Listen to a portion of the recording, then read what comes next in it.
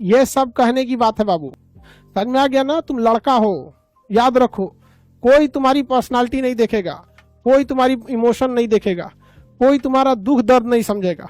कोई पूछेगा तो बस यही पूछेगा कितना कमाते हो। समझ में आ गया कि नहीं आ गया? तुम रो, गाओ, जियो, हंसो, कुछ भी करो, लड़का हो बाबू। याद रखना, जिस तरह से बैल की जिम्मेदारी होती है ना खींचना पूरे पीछे गाड़ी को, उस तरह आपकी जिम्मेदारी है, परिवार को खींचना ही पड़ेगा। ये ट्रू रियलिटी है बाबू। आप दिखते कैसे हैं, आपका रूप रंग कोई कुछ ना पूछने वाला है। आप अगर सक्सेस हो गए तो सिकंदर, नहीं तो बंदर। आपकी वैल्यू गिरा देगा लोग यहाँ पर। इसलिए जब भी आपको कभी टेंशन फ्री लगे ना तो एक बार आईने में देख लीजिएगा और खुद से कहिएगा तुम लड़का हो, खींचना है तुमको पूरा।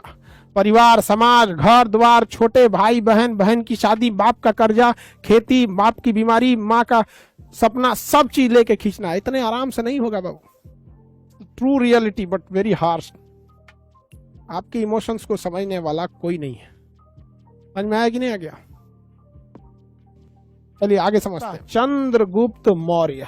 चंद्रगुप्त मौर्य एक छोटी सी जाति का इतना गरीब लड़का था, यह गुलाम था, एकदम गरीब था। और इसके गुरु का नाम क्या था? चाणक्य था। क्या नाम था? चाणक्य।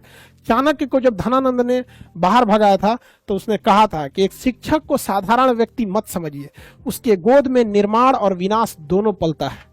इसने दिखा दिया कि इसने चंद्रगुप्त मौर्य का निर्माण किया एक राजा के रूप में और विनाश करके दिखा दिया धनानंद का।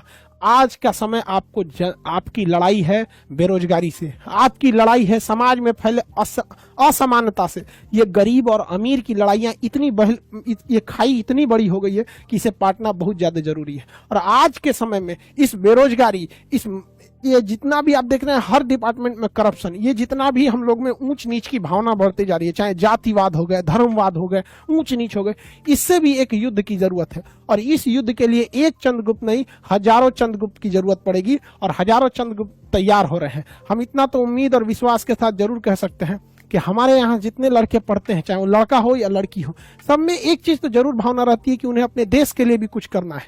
जिस तरह से आप सोचते हैं परिवार के लिए करना है, आप परिवार के लिए कीजिए। परिवार के लिए आपका फर्ज है करने के लिए, लेकिन आपका कर्ज है इस देश पर।